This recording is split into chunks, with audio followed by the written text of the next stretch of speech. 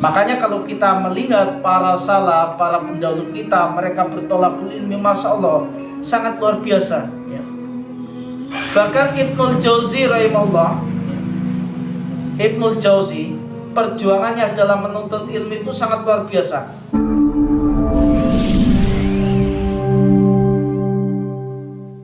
Makanya Ibnul Jauzi, ya, beliau katakan kepada anaknya untuk memotivasi, dan ini bukan pamer, wahai anakku, ketahuilah, dari jari jemariku ini aku sudah menulis 2000 jilid kitab. Bayangkan 2000 jilid kitab. Dari jarinya ini menulis 2000 jilid kitab. Ya. Kemudian dengan sebab dakwahku ini, aku telah menyadarkan orang yang bermaksiat, orang yang berlaku dosa. Jumlahnya berapa? Kalau ingin tahu, 100.000 orang, ya. Ini tobat gara-gara Ibnul Jauzi. Ya. 20.000 orang masuk Islam berkat dakwahku. Bayangkan. Ya, ini untuk memotivasi anaknya. Tetapi, ya, harus kita pahami, ternyata perjalanan Ibnul Jauzi dalam mempelajari, mencari ilmu itu sangat luar biasa. Kencing darah pernah. Kalau jalan menempuh perjalanan yang jauh itu bekalnya roti, ya. Roti yang mampu bertahan sampai beberapa bulan, ya. Rotinya itu keras, ya. Sehingga Ibnul Jauzi kalau berhenti, ya, saking lelahnya berjalan, biasa beliau cari sungai, di pinggir sungai, kemudian dicelupkan rotinya itu baru dimakan. Kayak gitu Ibnul Jauzi, ya.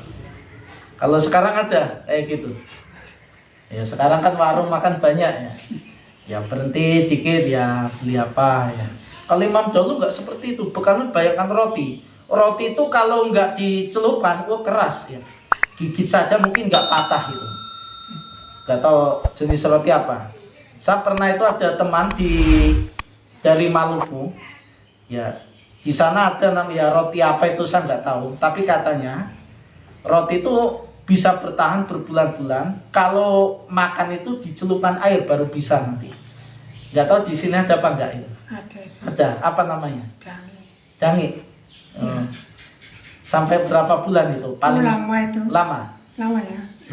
Lama. Lama itu. Nggak tahu itu dari jenis apa, jangi atau apa itu? Orang Maluku pernah cerita ya kayak gitu.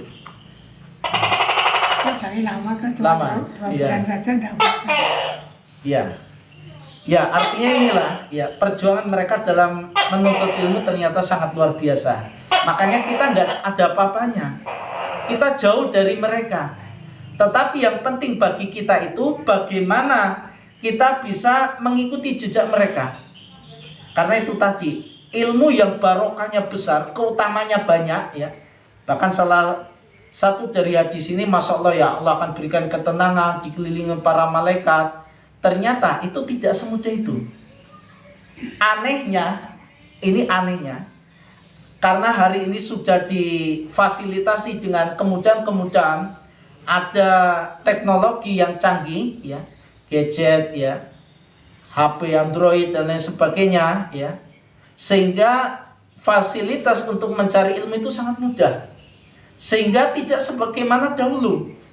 Makanya sampai saya dapati ada, ya, saudara kita yang biasa bermajlis, bertolabul ilmu, tetapi apa? Kemudian dia sudah lama sekali tidak hadir, sudah tidak mendatangi majelis-majelis ilmu. Ketika ada yang nanya, ya akhi, kenapa kok engkau nggak pernah kelihatan lagi kalau taklim? Kok nggak pernah majelis lagi sekarang? Nggak pernah nuntut ilmu lagi? Apa sudah cukup ilmunya? Apa kata dia? Loh, saya ini tiap hari nuntut ilmu. Lah di mana nuntutnya? Ya sambil tidur. Kok bisa? Ya sambil tidur buka-buka YouTube, ya. Malah yang diikuti ini kelas-kelas, ya, ustadz-ustadz luar biasa. Ustadz Adi Hidayat, Ustadz Abdul Somad, ya. Ya masya Allah, ya. Secara keilmuan beliau ini di atas kita, ya, sangat jauh. Tetapi, ya, perlu kita ketahui, sekalipun kelasnya adalah kelas ustadz-ustadz yang senior, dai-dai nasional bahkan internasional, ya kelemahannya apa? Kalau majelisnya dengan cara seperti itu, dengan kemudahan sambil baring-baring berleha-leha di kamar, maka apa? Tidak akan pernah mendapatkan keutamaan sebagaimana tadi, ya. Lah bagaimana mungkin ya seseorang dapat ilmu itu dengan mudah, ya? Sementara orang-orang dahulu itu dengan perjuangan yang sangat luar biasa. Ada yang sampai kencing darah, ya. Saking jauhnya perjalanan, lamanya waktu yang ditempuh untuk mendapatkan ilmu. Itu pun ilmu yang diperoleh hanya 1-2 hadis. Waktunya habis 1-2-3 bulan. Sementara hari ini nggak sampai 5 menit, bahkan ratusan ribuan jutaan hadis itu bisa kita cari dengan mudah, bisa kita dapati dengan mudah. Maka masya Allah, ya, ini kemudahan hari ini. Tapi ya adanya kemudahan hari ini jangan kemudian kita salah di dalam memahami, sehingga kita hanya mengandalkan kemudahan itu, kita lupa ternyata sunnah sebagaimana yang dilakukan para pendahulu kita. Namanya belajar itu harus ya ada pengorbanan, berkorban waktu, tenaga, bahkan mengeluarkan biaya. Itu para imam dahulu kayak gitu. Nah, Allah